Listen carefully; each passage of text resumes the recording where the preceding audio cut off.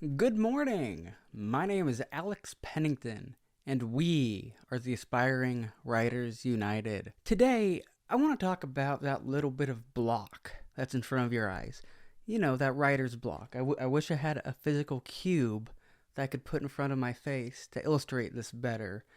But it's really the reason you're probably watching this video right now instead of writing. Writer's block is something that affects us all.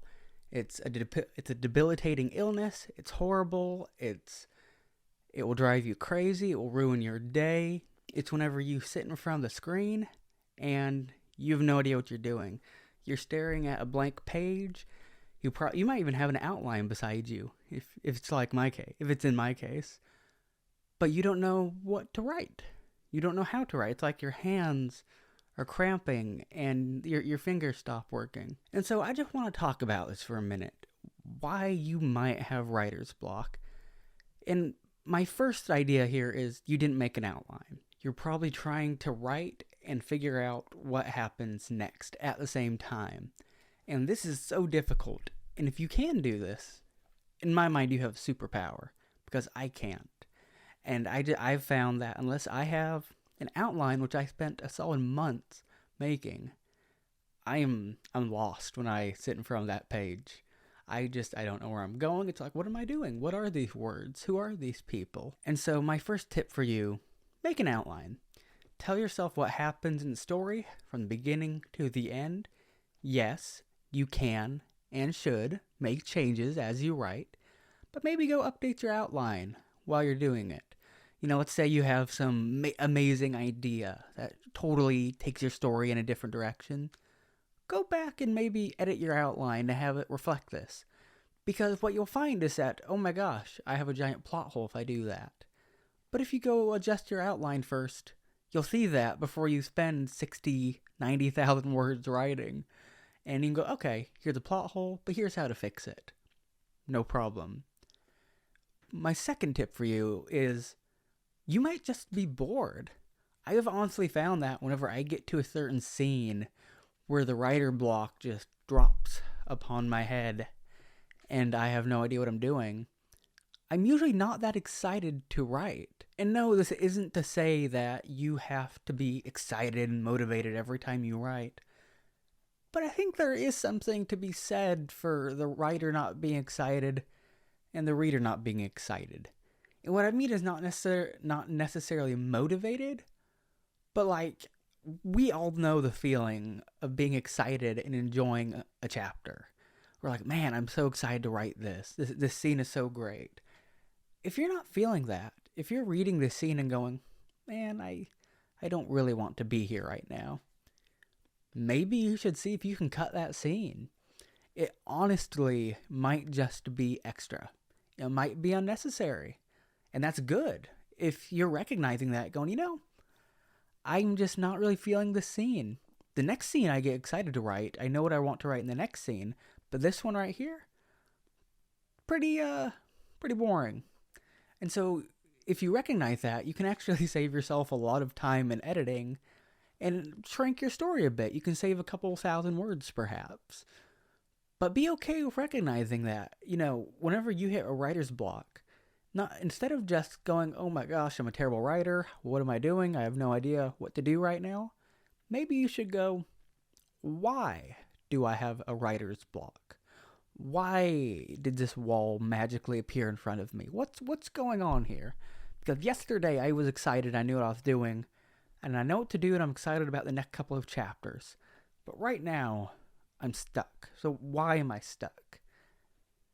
And if this doesn't work for you, my third tip, take a break. Go for a walk. Take the day off. I have found that I sometimes will get stuck on a chapter for a week and I just won't know what to do. And then I'll take some time off. I'll go fishing, or I'll go for a walk or a hike in the woods, or I'll go do something not related to writing. Or maybe I'll even just start outlining some random new story idea, just that I'll probably never write, but it's like, hey, why not? And by doing these things, it kind of just gets the brain juices, for the scientific term, flowing again. And I've actually surprised myself where at certain times I'll just get a random idea and go, oh, I should do that. That's the key. That's what I'm missing here. And you just gotta get away from the page. It's like we get so absorbed in trying to solve the problem that we kind of get blind. We get tunnel vision. We're looking at it this way, but the solution might be over here. And unless you kind of step back and allow yourself to see, the broader picture, you're going to be blind to the solutions. And so don't take writer's block personally. Don't take writer's block as a sign you're a bad writer or that your story is bad. But remember, make an outline. Seriously, guys, if you are struggling to write your story, just outline it. And you don't even have to do a detailed outline. This chapter, what happens?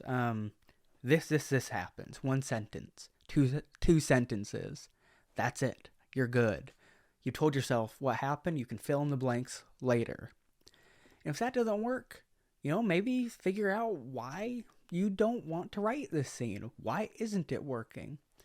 Maybe it's just something you should cut and try to move on from. Maybe it's actually not paramount to the story. If these things don't work, take a break. Go relax for a bit. Go on a walk. Go read a book. Go write something fun. Go do something besides writing this specific scene. And I want to throw in a fourth tip here. If you're trying to start a story and you've done all these things, okay? Let's say you've done all these things. I've had someone say I got 30 pages, 60 pages in, and writer's block, I don't know what to do. Maybe you should try writing something else. I found that whenever I would hit a roadblock, whenever I'd try to start a story and it just falls completely flat, there might be a different story I want to write. An example of this, so I was working on, it was like some supernatural kind of story. I don't even really remember what it was about because this was years ago. And it was whenever I was first starting out as a baby new writer. And I was working on this story. And I got stuck. And for the life of me, I didn't know what to do. I did not outline because at the time I was like, outline? I don't need an outline. I can just sit down and just magic the words out of my brain onto the page.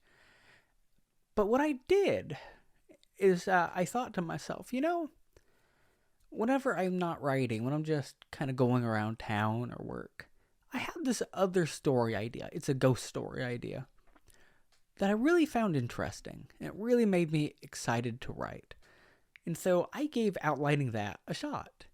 And I just, I didn't know if I ever wanted to get it published. I didn't know if I ever wanted anyone to see it. But I was like, this isn't bad. This isn't terrible. This is an alright story, and I enjoyed it. This made me excited to write. And so I outlined that story, and at the end of the outline, I was like, I told myself I'm going to go back to writing my other story. But I found that I was so ecstatic about this ghost story that I ended up just writing it. I think it's 60,000 words. It's not giant. It's not a giant story, but it's pretty good. It's all right. And I edited it 2 or 3 times. But it's one of those stories where it's not perfect. There's something structurally missing here. But I really like it anyways. It was a haunted house story involving a witch. I think maybe Connecticut witches? Something like that. And it just, I did research on it, and I even looked up the specific location of kind of where I wanted it to take place, and I really liked it. I thought it was a cool idea. And after I'm done working with my editor on this story, which hopefully comes out good, I think I might go back and try to revise that. Because I know there's some structural things that I need to change. And this is 3 or 4 years ago, so it's been a while. But whenever I had written this story, and for the record, I actually did write the entire story, which, by the way, if taking a break from one story allows you to write another story, that's really good. I came back to my original story and was like, okay, I see what's wrong here. After spending this time writing this, I see why I like this better than this. And I ended up going back and doing a ton of revisions and changes and all that good stuff. But man, if taking a break from one story lets you write another story, do it. It's okay. That's a solution to writer's block. Maybe you're just not writing the right story. And that's okay. Unless you delete your story out of existence, it's not going anywhere. It's just going to sit there on a Word document. So remember these tips. Remember these 4 tips if you're stuck on writer's block, if you don't know what to do, because I can promise you, you're not a bad writer. You're just trying to figure out how to write a good story. Give yourself some credit. You're doing a lot better than you think. Thank you all for listening, and if you haven't already done so, hit that subscribe button below. Thank you.